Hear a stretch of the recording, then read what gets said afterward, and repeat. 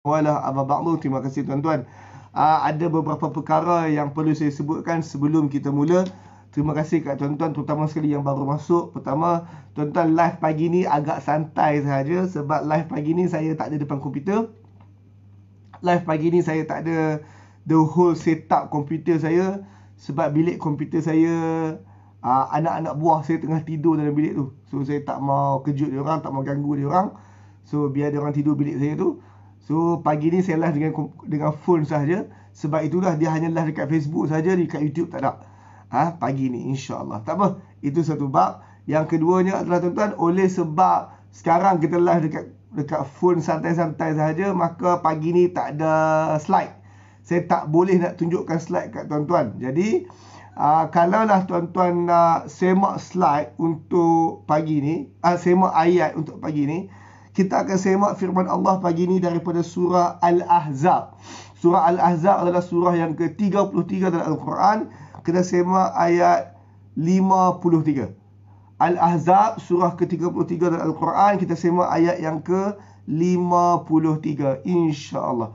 Tema yang kita bercakap masih lagi tentang tema Ramadan. Saya nak ulang balik pun tema-tema yang lalu, saya nak ulang balik pun poin-poin yang lalu tentang Ramadan. Saya pun dah lupa dah. Ataupun lebih tepat, saya tak ada nota saya kat sini. So tuan-tuan, oleh sebab kita nak bercakap tentang tema Ramadan, ada satu perkara tentang Ramadan yang berlaku, iaitu apabila kita menjemput ataupun dijemput ke majlis buka puasa. Sama ada kita menjemput orang buka puasa rumah kita, macam malam tadi anak-anak saudara saya, keluarga saya lah, dia buka puasa rumah saya. So apabila kita menjemput orang buka puasa rumah kita ataupun dijemput buka puasa di rumah orang lain, maka ayat ini sesuai untuk kita tadabbur sekejap tentang fenomena itu. Bahkan tuan-tuan, nanti tuan-tuan nak balik kampung ke apa, akan buka puasa di rumah mertua lah berbagai kan, di rumah mak kita berbagai. Maka ayat 53 ni sangat sesuai dengan isu tersebut. Saya bagi latar sekejap ayat 53. Al-Ahzab surah ke-33 ayat 53 ni, latar belakangnya adalah apabila Nabi Muhammad dia buat kenduri. Nabi Muhammad tu tuan rumah. Nabi Muhammad buat lebih kurang macam kenduri. Nabi Muhammad panggil beberapa orang untuk datang makan lah. Kenduri ini adalah kenduri kahwin. Yang mana? Maafkan saya. Kenduri yang Nabi Muhammad buat ni adalah kenduri kahwin. Apabila Nabi Muhammad kahwin dengan siapa? Isteri kepada Zaid bin Harithah tu, yang diceraikan tu. Allah, pagi ni saya tak minda, tak steady. Tapi tak apalah, Nabi Muhammad baru lepas kahwin lah. Hadis ini Nabi Muhammad, ayat ni latar belakangnya adalah Nabi Muhammad buat kenduri kahwin. Maksudnya Nabi Muhammad ni pengantin baru, dia kahwin dengan satu orang isteri. Kemudian kenduri ini adalah kenduri kahwin. Bila kenduri kahwin, Zainab, betul, Zainab binti Jahsy. Nabi Muhammad dia kahwin dengan Zainab binti Jahsy, dan ini adalah kenduri kahwin Nabi Muhammad dengan Zainab. Nabi Muhammad kahwin dengan Zainab binti Jahsy, dan ini adalah tentang kenduri kahwin Nabi Muhammad dengan Zainab. Apabila Nabi Muhammad kahwin dengan Zainab tersebut, sesuatu berlaku, yang mana sesuatu berlaku tu saya tak mau bincang. Saya terus nak baca ayatnya. Maka ayatnya bagi tahu tuan-tuan, ayat 53 surah Al-Ahzab, Allah sebut, ya ayyuhallazina amanu, wahai orang-orang yang beriman. Tuan-tuan, kita orang beriman. Ayat ni untuk kita. Allah sebut, ya ayyuhallazina amanu, wahai orang-orang yang beriman, la tadkhulu buyutan nabi. Jangan kamu masuk ke rumah Nabi. Okey, bila tuan-tuan baca ke rumah Nabi ni, tuan-tuan kena bayang masuk ke rumah tuan rumah. Sebab ini kita nak cakap tentang topik tuan rumah buat makan, tuan rumah buat kenduri, tuan rumah buat majlis berbuka puasa. Maka Allah sebut, jangan kamu masuk ke rumah Nabi. Otak tuan-tuan kena bayang, jangan masuk ke rumah tuan rumah.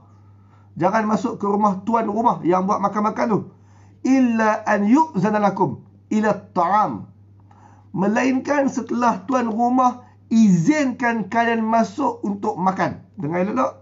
Jangan masuk ke rumah Nabi, tuan rumah, sehinggalah kamu diizinkan masuk ke ke rumah itu untuk makan. Ghairan nazirina inahu, tanpa kamu menunggu-nunggu persediaan makanan tersebut. Apabila kita datang untuk makan, memang majlis itu majlis makan. Jangan datang awal sangat, datang on time. On time maksudnya apa dia? Kalaulah kita ni tak membantu tuan rumah, kita ni hanya datang untuk makan saja. Jadi kalaulah buka puasa pukul 7.30, lingkungan pukul 7 tu sesuai untuk tuan datang. Jangan datang awal sangat pukul 6. Allah sebut, jangan kamu masuk ke rumah Nabi melainkan setelah diizinkan untuk makan, tanpa kamu menunggu-nunggu persediaan makanan tersebut. Sebab tuan-tuan, kalaulah kita datang awal sangat, pukul 6.30 kita sampai dah. Pukul 6 kita sampai dah. Padahal buka puasa pukul 7.30.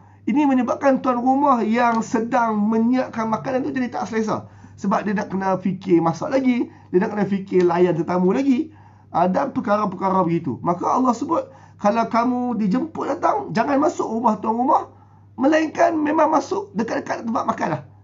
Ini kecuali sikit kalau tuan-tuan datang rumah saudara tuan-tuan yang tuan-tuan pun akan tolong. Maksudnya tuan-tuan akan masak bersama ke, tuan-tuan akan hidang pinggan bersama ke, yang tu cerita lain. Tapi kalau tuan-tuan pergi kat rumah jiran macam tu, yang mana dengan rumah jiran ni kita kekok sikit, kita taklah boleh suka-suka hati masuk dapur lah. Maka kalaulah keadaan-keadaan yang kita tak berapa kenal dia, keadaan-keadaan yang kita tak akan membantu dia menyediakan juadah, maka pergi on time ataupun pergi betul-betul dekat dengan waktu untuk makan. Jangan pergi awal sangat. Konsep sama dengan makan kenduri. Kalau dekat kad tu tulis kenduri mula pukul 12, datang lingkungan pukul 12 atau selepas pukul 12. Jangan datang awal sangat. Sebab kalau kenduri start pukul 12, tuan-tuan datang 11.30, nanti tuan rumah kalut, orang nak makan tapi benda tak siap lagi. Sampai like. Padahal bukan tuan rumah lambat, kita je yang datang awal. Maka ayat ni beritahu, ya ayuhan nabi, la tadkhulu buyutan nabi illa an yu'zira lakum ila at-ta'am ghairan nazirina inaha.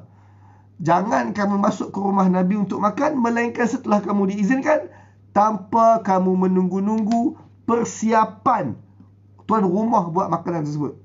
Walakin sebaliknya, iza du'itum, bila kamu telah pun dijemput untuk masuk, fadkhulu, maka barulah masuk.